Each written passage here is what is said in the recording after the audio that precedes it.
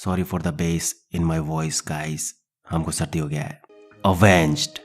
तो कहानी की शुरुआत होती है जोई, जो कि गूंगी और बहरी दोनों रहती है। वो अपनी लाइफ की नई शुरुआत करने के लिए अपने बॉयफ्रेंड के पास जाने के लिए निकल जाती है। हालांकि इसकी माँ इसे अकेले जाने से रोकती है क्योंकि इसका बॉयफ्रेंड दूसरे शहर में रहता था और बीच का जो रास्ता था वो कई किलोमीटर्स तक सुनसान था। तो ऐसे में अगर वो किसी मुसीबत में फंस जाती है तो किसी को मदद के लिए कैसे बुलाती? अब्बा जब डब्बा।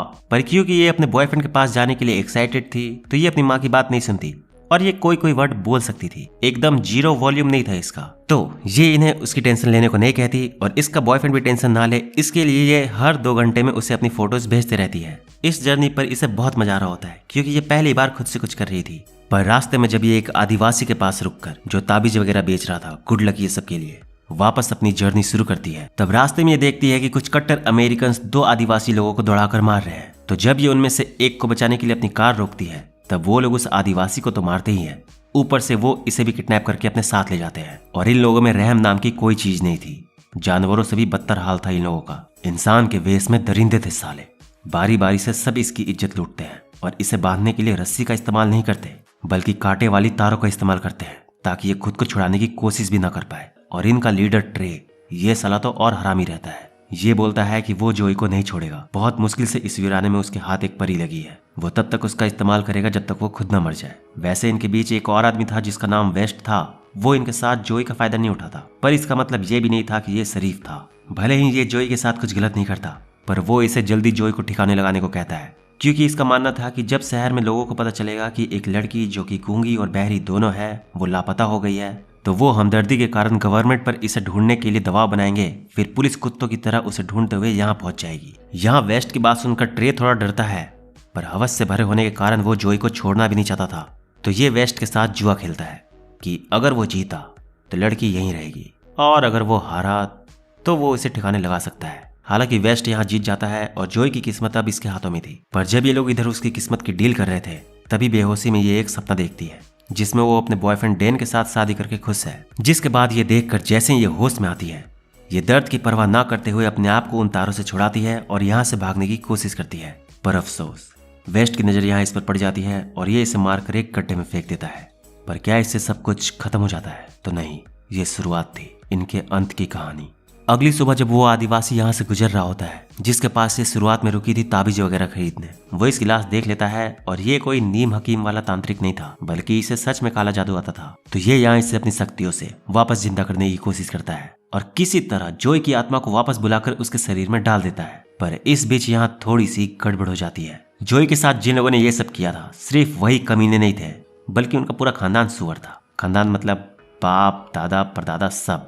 तो ट्रे का जो परदादा था उसने 200 साल पहले आदिवासियों का जो मेन लीडर हुआ करता था, पहले उसे धोखे से मार दिया था, फिर एक एक करके उसके पूरे खानदान को खत्म कर दिया था। तो उस आदिवासी की आत्मा यही भटक रही थी।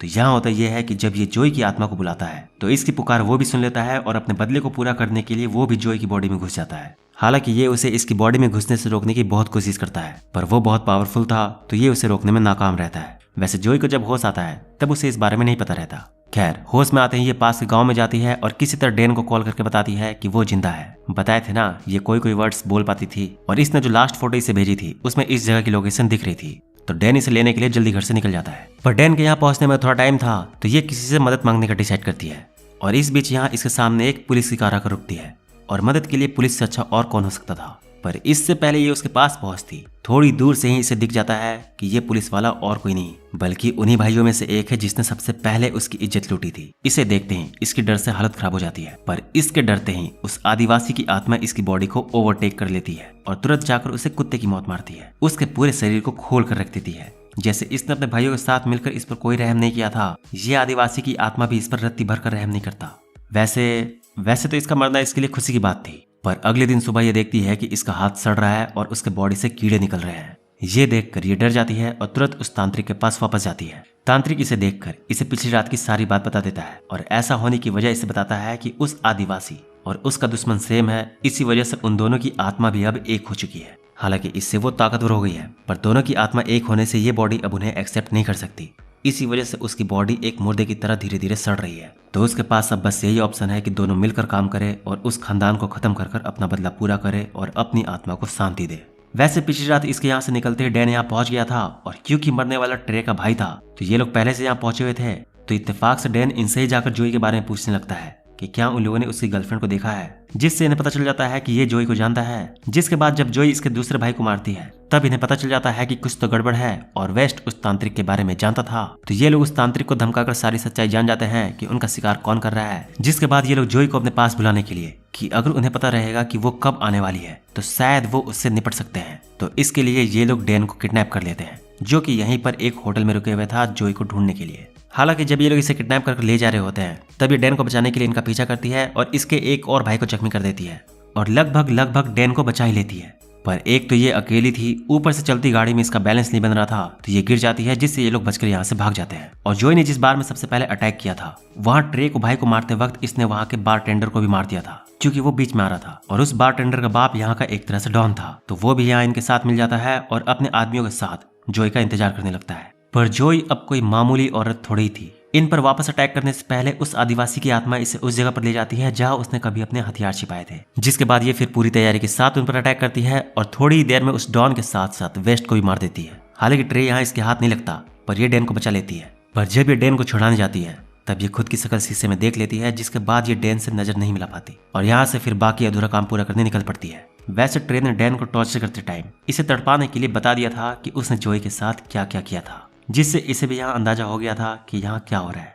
खैर ट्रे वापस उस तांत्रिक के पास जाता है और उससे इन सब से बचने का उपाय पूछता है। हालांकि ये इसे बताना तो नहीं चाहता था पर फिर भी ये इसे बता देता है कि अगर वो उस आदिवासी के शरीर का कोई भी पार्ट अच्छे से दफना देगा तो उसकी आत्मा मुक्त हो जाएगी, जिससे जोई अकेले कमजोर पड़ जाएगी और वो बच जाएगा। ये यहाँ इसे ये सब ये सोचकर बताता है कि 200 साल पहले मरे इंसान की हड्डियां इसे इस हजारों एकड़ में फैले वीराने में कहाँ मिलेगी। पर इसकी बात सुनकर ट्रे हंसता है और तुरंत अपने घर भागता है, क्योंकि इसके पूर्वज उस आदिवासी के साथ साथ उसके पूरे खानदान की खोपड़ी एज ए ट्रॉफी इकट्ठा करके रखे हुए थे। तो ये जल्दी से उन्हें लाकर यहाँ दफनाने लगता है। पर गीदड़ की मौत जब आती है तो फिर आ ही जाती है, फिर चाहे वो कितना भी भाग ले। ध्यान से देखने पर इसे पता चलता है कि इन खोपड़ी में उस आदिवासी की खोपड़ी नहीं है, वो गायब है।